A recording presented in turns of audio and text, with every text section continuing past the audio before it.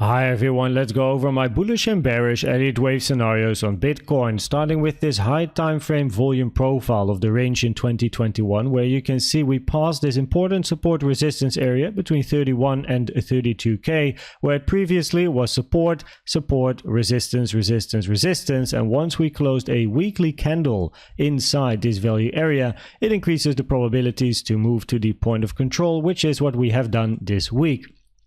If price can close a weekly candle above the point of control, it increases the probabilities to move to the value area high at 49.5k, where we will be looking for a rejection. As in the bullish scenario, we can count this as a 1-2, potential 1-2, and then a continuation to the upside, or even a 1-2-3-4-5, bigger wave 2, and a continuation to the upside. And in the macro bearish scenario, we're looking for a 3-wave structure and an ABC, and then a bigger rejection to the downside. But that is something I talk about in my cycle, macro, and high time frame video every Sunday at 7 p.m. Central European time. If we look at the low time frame over here, then we have this ending diagonal in the bearish scenario where we will not move up to 49.5k immediately. We are first looking for a rejection at this point of control and a move to the downside.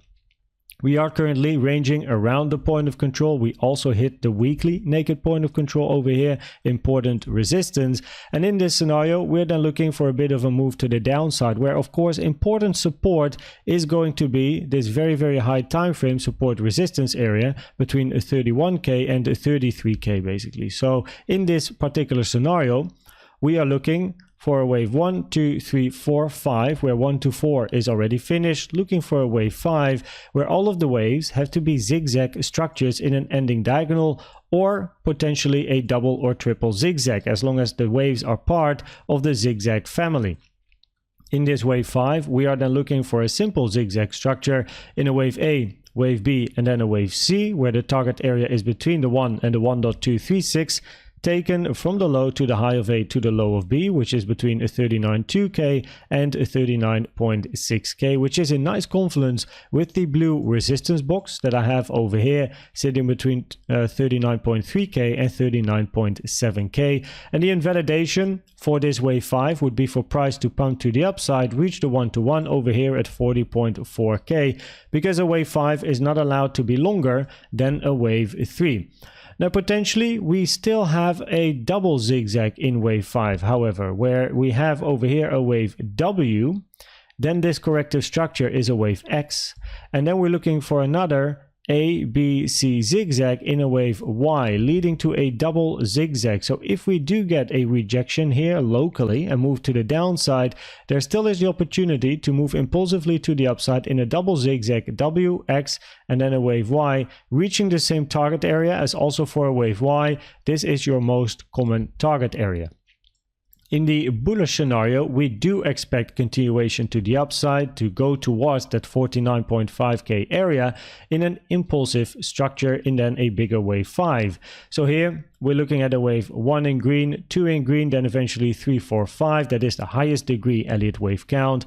And then inside the green wave 3, we're looking for the blue count, 1, 2, 3, 4, 5. And eventually inside the blue wave 3, we're looking for the white count, 1, 2, 3, 4, 5, right? So it's a buildup of a couple of 1-2s. Now this is very reminiscent, very common for a bigger wave 3 to the upside. And it's less common to see this for a wave 5, as in an impulse, the wave 3 is most commonly the strongest and biggest wave in an impulsive structure, and therefore it tends to build up with a couple of 1-2s, while a wave 5 should usually lose its steam after an impulsive structure, right, where you have the couple of 1-2s, you get a big 3, and then you get into the 4-5, 4-5, 4-5 area, which does not add to the probabilities of this scenario. But if you hit the invalidation of the diagonal, this of course becomes a lot more probable, where for this green wave 3, you at least want to hit the 1.618 as a bare minimum at 41.2k. However, it can definitely extend a lot higher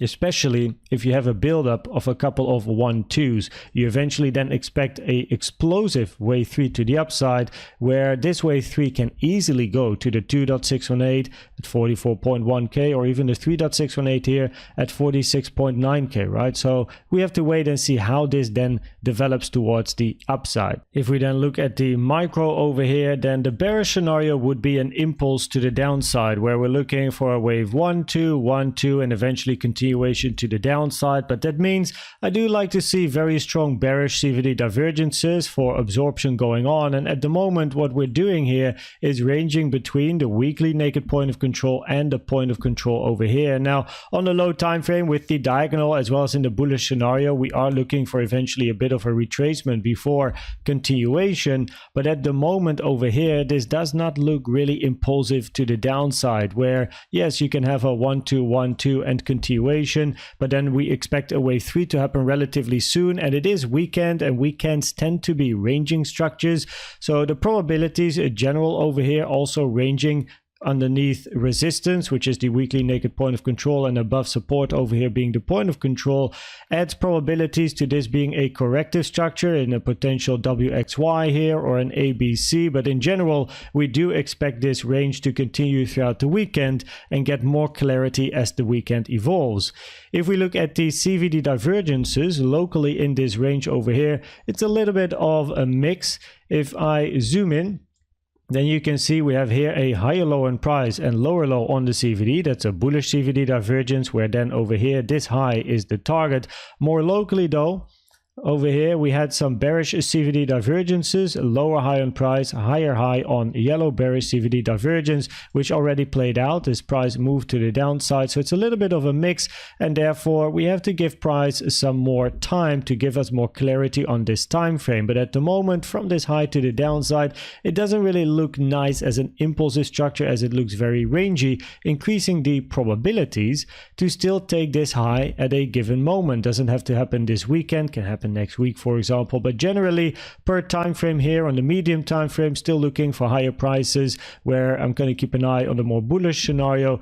On the low time frame, between the ending diagonal and the bullish scenario, where we have a buildup of 1-2s, currently Elliott Waves is neutral. The probabilities in both cases, we do expect a bit of a retracement soon, right? In the ending diagonal, where we are looking for is either an ABC and then a retracement, or a WX and then a Y three-way structure. So we expect to move down and then a continuation to the upside, while in the bullish scenario, we're going to be looking for another 1-2, right? So you have another wave 1, then eventually 2, and a move 3 to the upside.